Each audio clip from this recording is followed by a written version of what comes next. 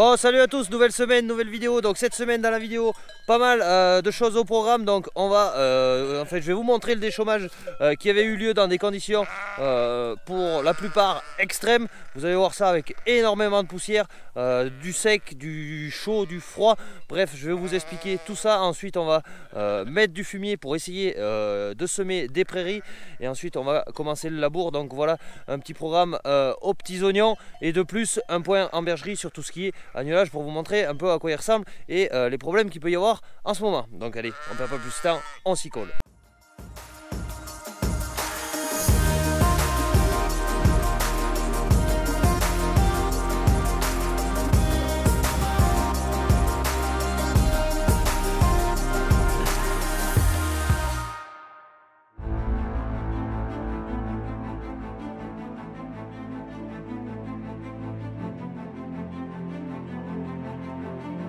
Bon allez, on commence cette vidéo mercredi 30 août, donc il est grand temps de faire un point de situation par rapport à la météo, par rapport au troupeau, et ensuite on va embrayer sur les travaux qui sont d'actualité. Donc la moisson a été terminée le 12 ou 13 août, 14 août de rentrer la paille, donc tout ça c'était ok.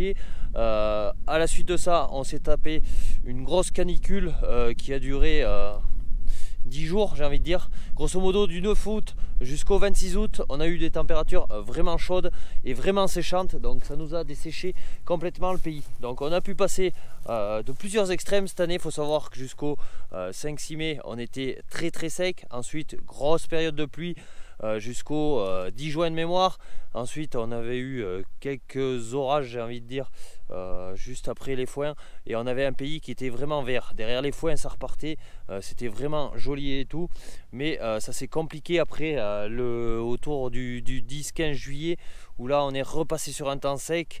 On a eu du froid aussi début août. On a même eu le droit début août, je vous l'avais mis en story sur Instagram, à une gelée blanche un matin. Donc météo qui est très changeante. Donc là on sort juste de la vague de chaleur.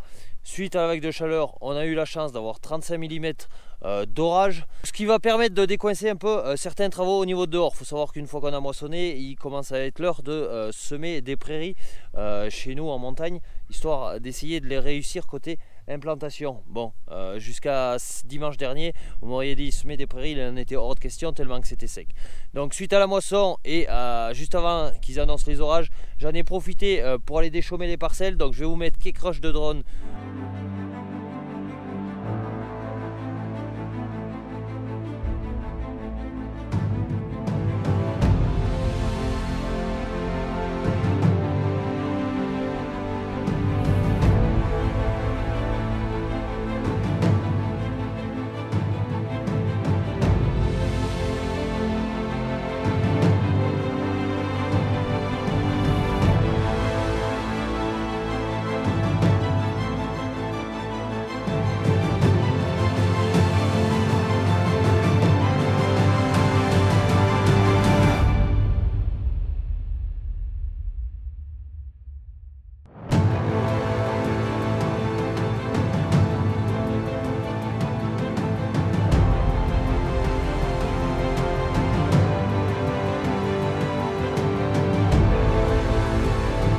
Donc voilà, sur ces rushs de déchômage, vous avez pu voir que c'était sec, mais là sur ce site ça avait pris 5-6 mm, donc ça poussiérait vraiment moins. Mais ici sur le site de la ferme, il n'avait jamais eu d'orage.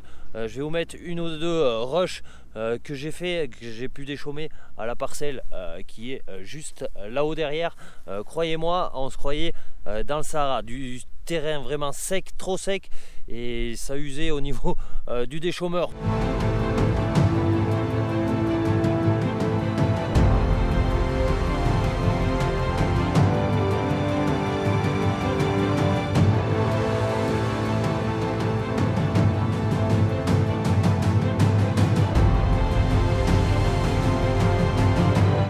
Bon, du coup le déchômage s'est terminé le samedi et les orages ont commencé le samedi soir.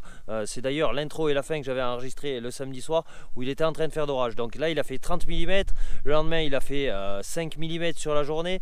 Donc du temps qui a permis à Sto, j'ai envie de dire, de se profiter, mais en terrain travaillé. Ici on est sur une prairie.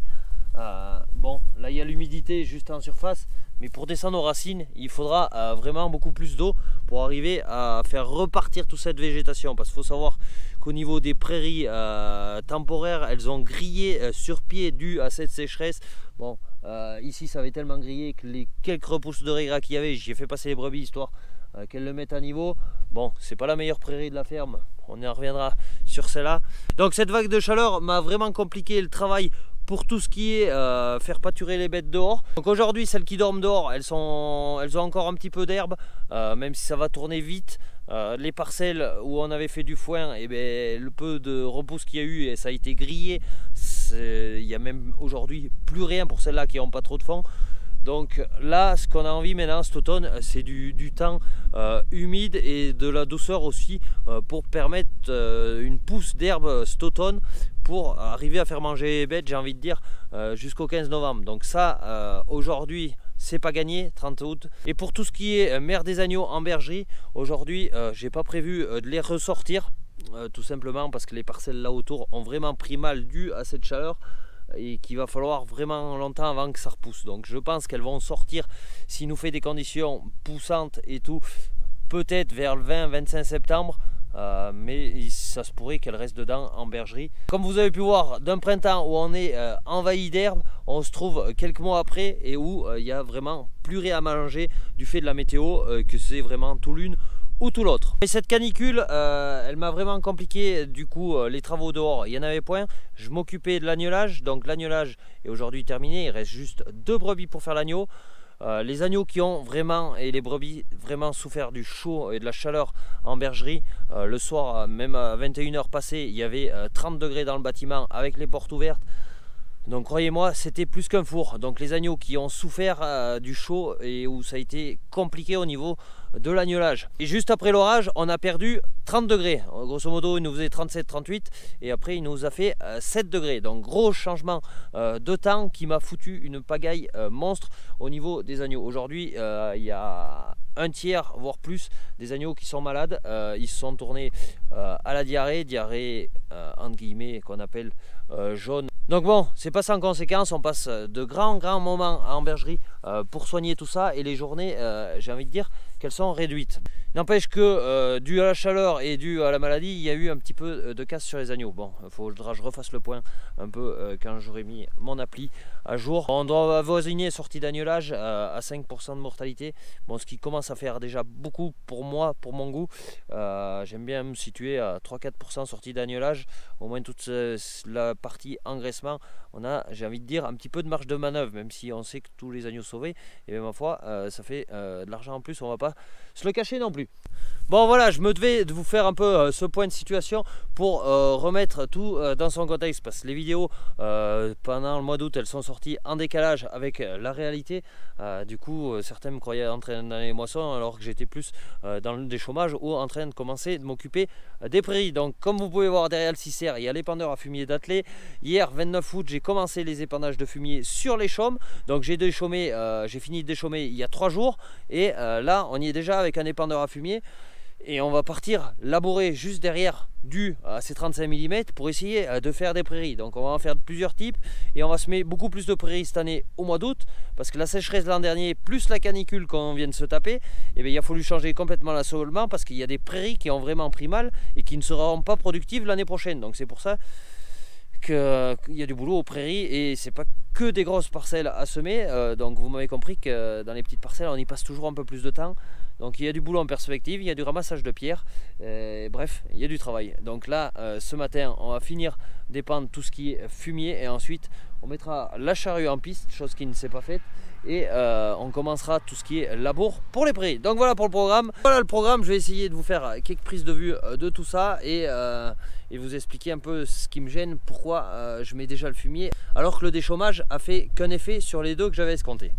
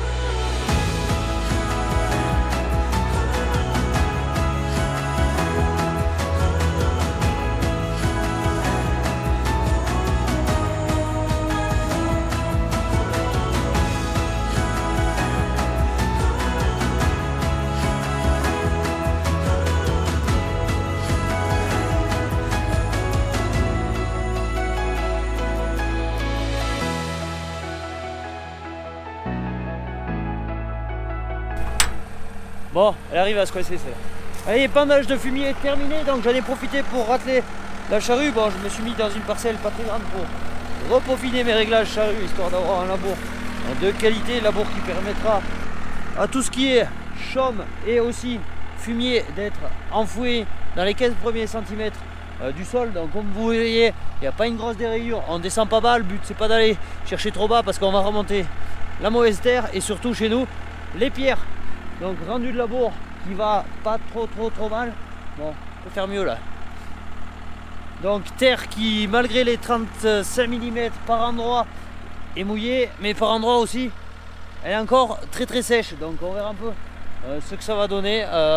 Quoi qu'il en soit, on va labourer et si les conditions le permettent, et bien, dans la foulée on va essayer d'en semer un petit peu. Donc voilà, je vais faire cette parcelle, ensuite on va aller voir la parcelle que j'ai semée il y a 3 semaines. Je vais y passer à côté et ça permettra de voir un peu comment ça a évolué ces dernières de l'autre fois.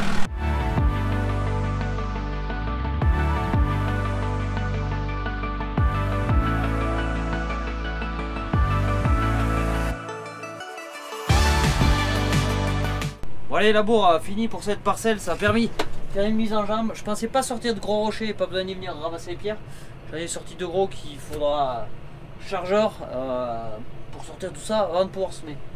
Bon, allez, on verra la suite demain. Là, il se fait temps d'aller s'occuper des bêtes.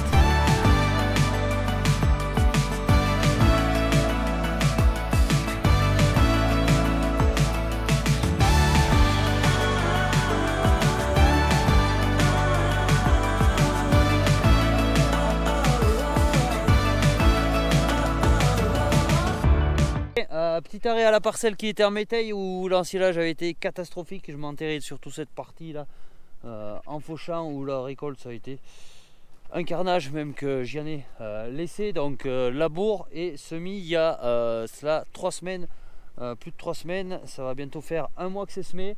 Donc ça a subi la vague de chaleur. Pourtant quand j'ai semé les conditions étaient optimum, je pensais à une levée dans les 7 jours, sauf que le temps s'en est mêlé autrement. Il a fait chaud, sec et très sec sur la fin.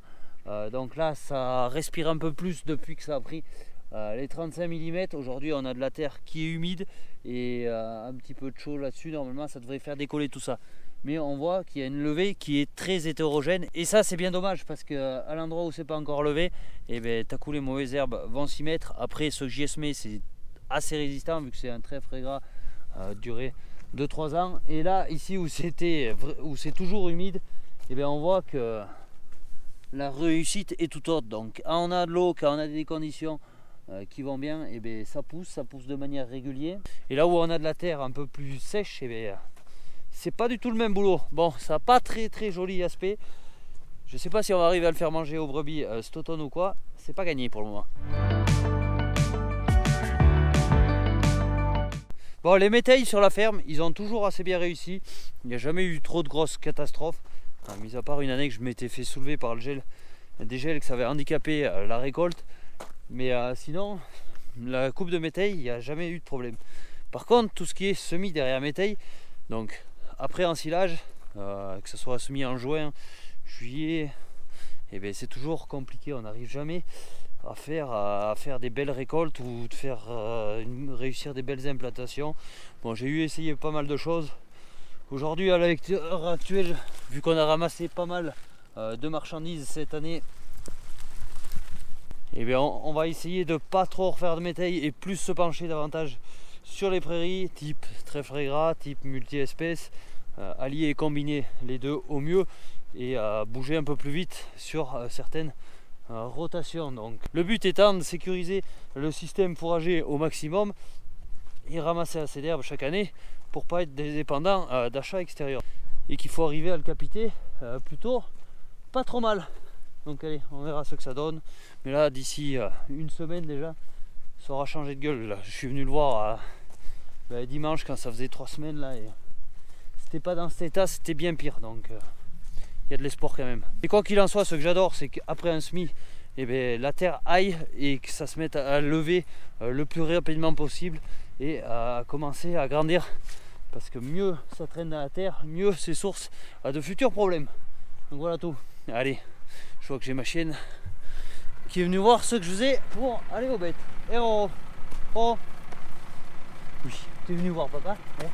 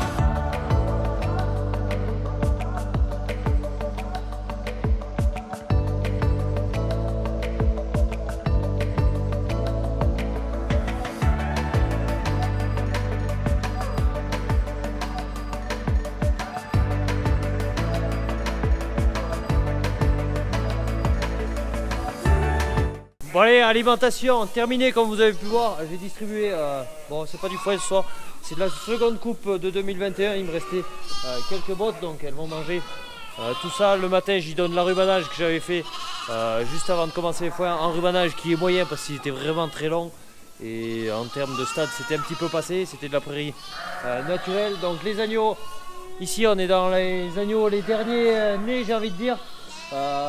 Bon, agneaux qui avaient pas trop mal démarré, manque de peau, ils ont chopé, comme vous avez pu voir là peut-être sur quelques croches, un petit peu de diarrhée, donc il faut vraiment y tenir l'œil, les soigner 2 fois par jour et tout. Bon, et les problèmes sur les agneaux ça arrive et ça va à vitesse grand V. Dimanche il y avait 2 agneaux là-bas qui commençaient juste à avoir la diarrhée. Lundi ça y est les crescendo, hier mardi une cata, aujourd'hui une cata. Bon, ça va rentrer dans l'ordre là, mais ça fait du boulot. Il faut surveiller qu'il n'y ait pas des agneaux qui se déshydratent et qui meurent de déshydratation, j'ai envie de dire. Les agneaux qui chopent la diarrhée comme ça à stage, ça les fragilise et ils peuvent rechoper d'autres maladies par derrière. Donc c'est pas forcément le top, donc il va falloir veiller à avoir les meilleures conditions sanitaires par derrière. Bon, si je me souviens bien, l'agnelage d'août dernier ou l'août d'avant, il y a 2 ans, j'avais eu le même problème. Donc voilà, c'est gros changement de temps, gros changement de météo, ça favorise les maladies sur les agneaux. Et les agneaux, on verra bien quand ce sera le moment de la pousser, mais qui auront moins de PAT que d'habitude, parce que tout simplement ils vont perdre un petit peu de temps, faut pas se cacher. Bon, on verra ce que ça donne.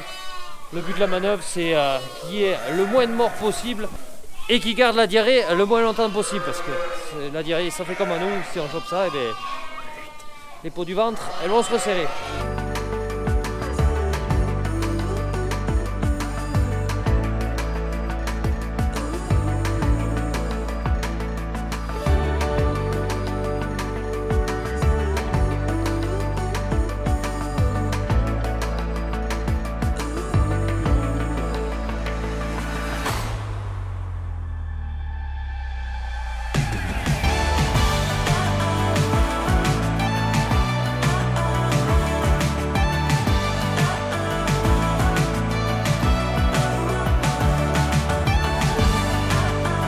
Donc voilà, petit point agnelage, du coup prolificité, pour le moment elle avait été au rendez-vous, il n'y avait pas trop de soucis, on a fini l'agnelage, brebis agnelle à 165, 167 même je crois de prolificité, donc ce qui est plutôt correct, ce qui fait qu'il est né quand même quelques agneaux, il y a moins d'agneaux que l'année dernière à la même date. Bon, il faut savoir qu'en 3 agnelages en 2 ans, eh bien, on n'a pas toujours les mêmes lots homogènes, bon ça se rattrapera, mais le gros problème qu'il y a c'est que les brebis elles sont restées trop longtemps dans la mauvaise herbe, l'herbe longue, l'herbe sèche, et aujourd'hui on a des brebis qui ont perdu en état corporel et qui, quand elles sont en lactation, elles vont encore perdre en état corporel.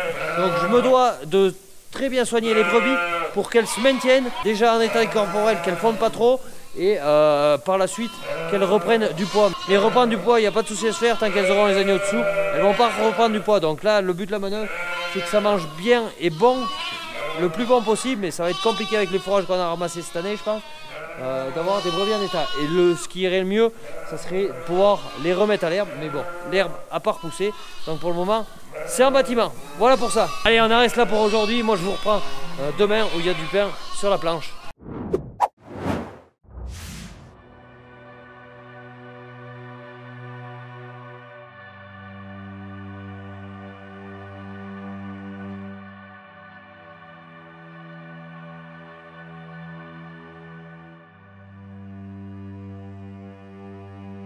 Bon allez voilà, on va rester là pour la vidéo de cette semaine, la suite du programme et bien évidemment la semaine prochaine où il y aura du labour, du semis, de la poussière, des rebondissements, bref plein d'autres choses à voir. Donc si les vidéos vous plaisent, n'hésitez pas à liker, commenter et bien évidemment à vous abonner. Moi je vous donne rendez-vous la semaine prochaine, ciao bye bye.